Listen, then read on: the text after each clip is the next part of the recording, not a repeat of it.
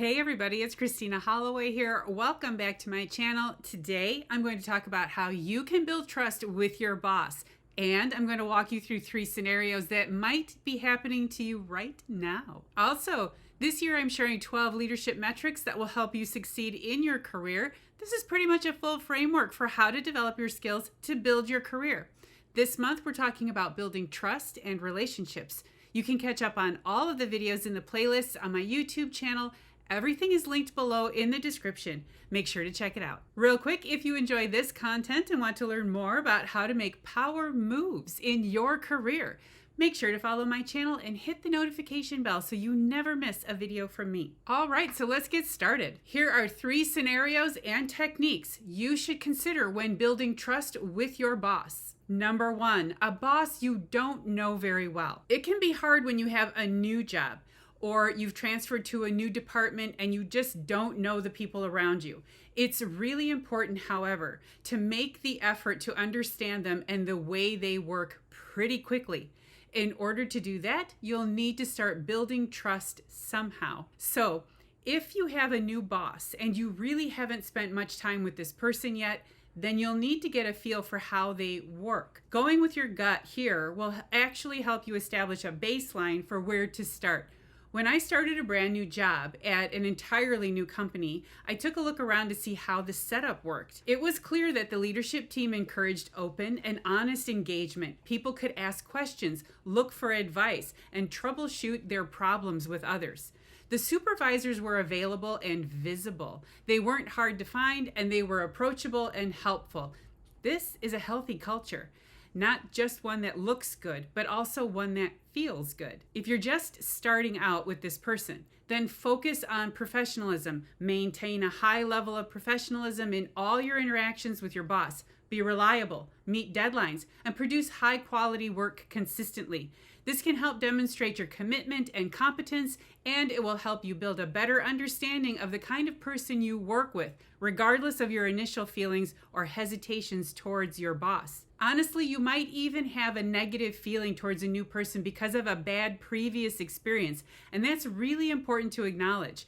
Those previous experiences matter, and making sure that you can recognize those feelings and then hold them until you have a better sense of the new situation is going to help you ease into that situation without jumping to the wrong conclusion. Open and honest communication in a new situation is also essential. And I'm putting it here with new situations because you get to practice different communication styles that you might not have been able to use previously with more success now. Express your concerns respectfully and constructively when appropriate. This could be as simple as scheduling regular check-ins with your boss to discuss work-related matters, or even seeking clarification on expectations. Number 2, a boss who has weak boundaries. This is about how to use trust to strengthen a weak relationship. Here's the thing.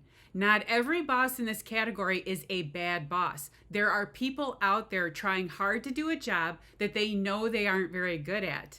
There are plenty of people managers out there who come to me and tell me they know they're struggling. So this one is about managing up. If you have a boss who's a good person and is really trying hard to do good work and make the right decisions, but can also be frustrating to work with and often blurs the lines of what's right, then this is a good place to work on how you set boundaries. It's a little bit like leading by example. Specifically, boundaries here means making sure your boss understands the difference between your personal and professional life. Bosses who cross the line into starting to act like your friend are really hard to handle when it comes to making tough decisions. While it's important to maintain a cordial relationship with your boss, avoid oversharing personal information that could potentially blur professional boundaries.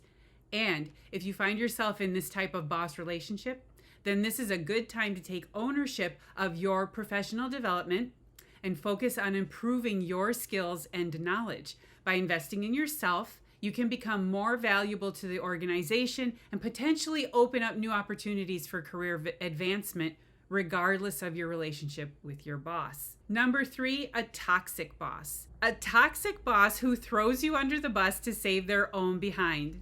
A species of boss that survived for centuries and shows no sign of slowing down. Blah. The short answer is that you cannot build authentic trust with this person. And you cannot repair a broken relationship once this person has violated your trust. So make peace with that reality. That means you need to find another way to work effectively with this person in order to still find a way forward and continue to build your skills. So what do? Focus on common goals. It's probably the most important and effective way that you can find a path forward without relying on trusting this person to do what's right. Once they know you're working on succeeding on something that's equally important to them, you'll have a better chance at working on a successful assignment. Start by identifying common goals or objectives that you share with your boss and work towards achieving them.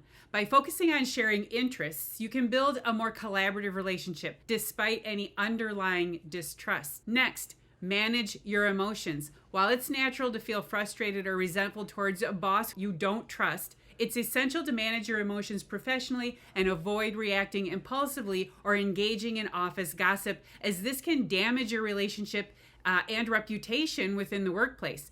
Believe me, it's easy to want to vent with others who are having the same experience, but that's just finding commonality. That's not about working effectively to solve a problematic situation. If you need to move out of there quickly, make sure to build relationships with colleagues who can provide support and guidance. Having a supportive network within your workplace can help alleviate some of the challenges you may face with your boss. In summary, trust is essential in the workplace, and building it with a boss you don't trust requires effort and dedication. By focusing on communication, boundaries, and finding common ground, you can improve your working relationship and enhance your overall job satisfaction. All right, so that's it for my video on how you can build trust with a boss you just don't seem to trust. If you have examples of how you built trust with your boss, feel free to share them in the comments below. I would love to hear about them. And if you enjoyed watching this video and you found it helpful, please make sure to give it a big thumbs up by hitting that like button, and make sure you're subscribed to my channel so you never miss another video from me. Thank you for watching, and I'll see you in the next video. Bye.